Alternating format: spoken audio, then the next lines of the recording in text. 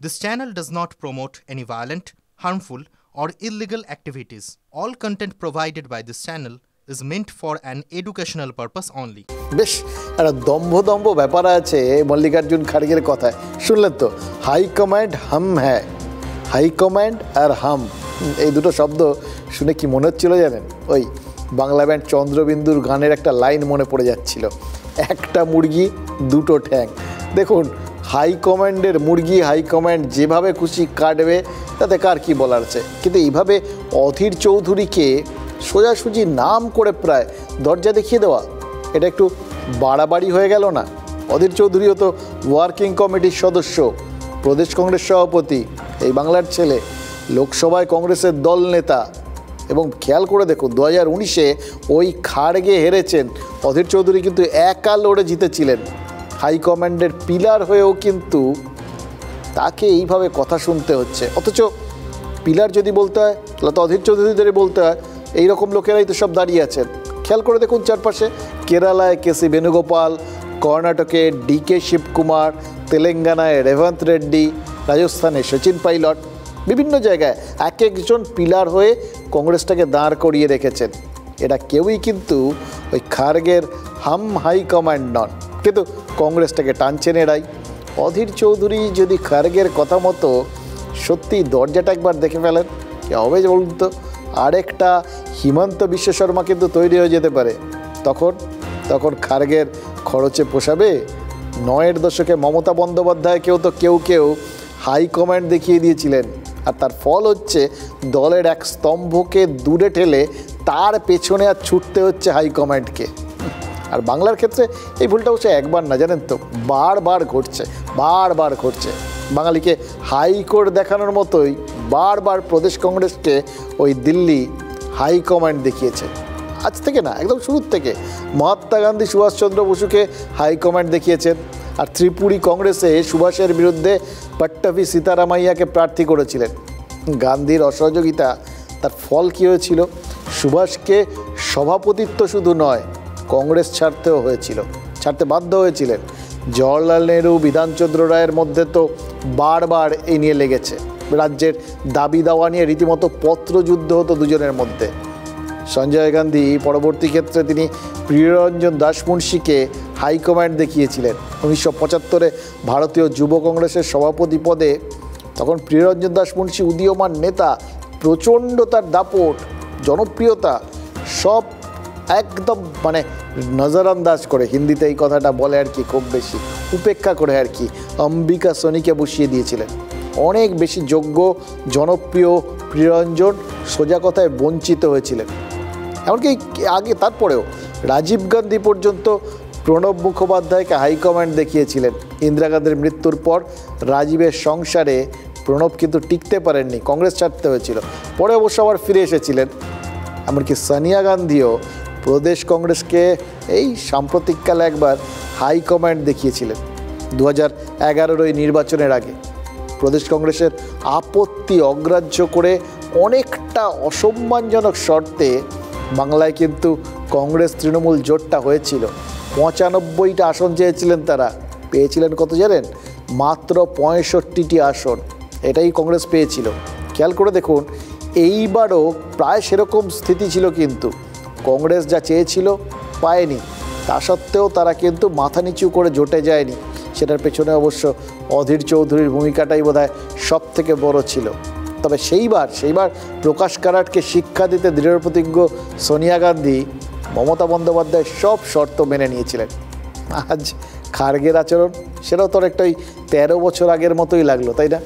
তৎকালীন প্রদেশ কংগ্রেস সভাপতিকে সোনিয়া দরজা দেখাননি, কিন্তু আজ খাড়গে অধীর চৌধুরীকে সেই দরজাটাও দেখিয়ে দিলেন। ফলে বোঝা যাচ্ছে এবার তাগিদটা সেবারের থেকে অনেক বেশি।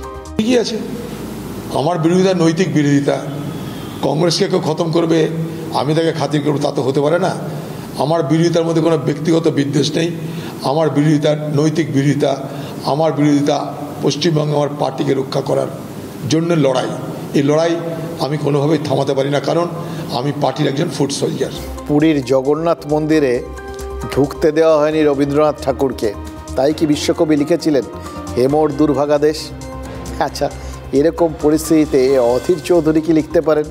হেমোর দুর্ভাগা কংগ্রেস। দেখুন, বহরমপুরের রবিনহুডকে এখনই ওইভাবে ট্র্যাজিক হিরো ভেবে নেওয়ার কিছু নেই, কিন্তু কোথাও কোথাও একটা খটকাও লাগছে, জানেন তো। খেয়াল করে দেখুন, মুম্বাইয়ে ইন্ডিয়া ঐক্যের বৈঠকের আগে অভিষেক বন্দ্যোপাধ্যায় দিল্লি গেলেন, কাক ভরে রাহুল গান্ধীর সঙ্গে দেখা করলেন, এবং কানাঘুষো যা শুনেছি ওই বললাম যে অভিষেক নাকি গোটা 3 আসন কংগ্রেসকে ছাড়ার প্রস্তাব দিয়েছিলেন। এবার কংগ্রেসের একটু বেশি দাবি ছিল, তার ফলে এইরকম যখন প্রস্তাব পান, রাহুলের নাকি জবাব ছিল অধীরকে জিজ্ঞাসা করে জানাবেন। যে অধীরকে রাহুল জিজ্ঞাসা করার কথা বলেছিলেন, সেই অধীর এখন মনের কথা বললেই দোষ। মল্লিকার্জুন খাড়গে তাকে দরজা দেখিয়ে দিচ্ছেন। সংসদের নতুন ভবন উদ্বোধনেও তো সংবিধান হাতে কংগ্রেস সাংসদদের যাত্রায় অধীর আর রাহুল পাশাপাশি ছিলেন।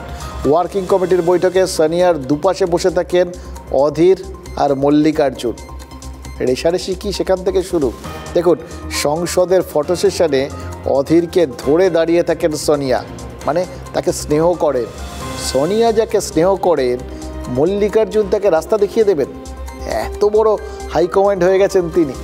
বলা যায় না, কংগ্রেসের সময় বদলাচ্ছে, তো কংগ্রেসেও হয়তো বদল হচ্ছে আর কি। এবার এটা বদলা না বদল সেটা বলতে পারবো না। আর একটা জিনিস অবশ্য মনে হচ্ছে, বিষয়টা রাজনীতি তো, ফলে ঝগড়াটা সাজানোও হতে পারে, উড়িয়ে দেওয়া যায় না কিছুই। আর এই মুহূর্তে যদি তাকান, দেখবেন মমতা বন্দ্যোপাধ্যায় সাজানো শব্দটা খুব ভালোবাসেন। কংগ্রেস হয়তো তাকে একটা সাজানো ইস্যু উপহার দিচ্ছে, বলা তো যায় না, কারণ মালদা মুর্শিদাবাদ দুটো জায়গাতেই ভোট হয়ে গেছে, কিন্তু কংগ্রেসের আর কোথাও বিশেষ কিছু পাওয়ার নেই, অন্তত এখন অবধি কোনো প্রেডিকশানই নেই যেখানে বিরাট করে তারা লড়াইয়ে থাকতে পারে। এবার দক্ষিণবঙ্গের আসনগুলোতে যা কিছু ভোট টোট রয়েছে কংগ্রেসের, সেগুলো এখন তাই যদি তৃণমূলে শিফট হয় তাহলে তো আশঙ্কার কিছু নেই। রাহুল গান্ধী তিনিও তো এই খেলাটা খেলেছে। রাহুল গান্ধীকেও তো দেখা গেল যে ওয়েনারের ভোটটা হয়ে যাওয়ার পর তারপর হঠাৎ গিয়ে রায়বেরেলিতে ভোটে দাঁড়িয়ে গেলেন। আগে যতক্ষণ না ভোট হচ্ছিল ততক্ষণ কিন্তু দাঁড়াননি।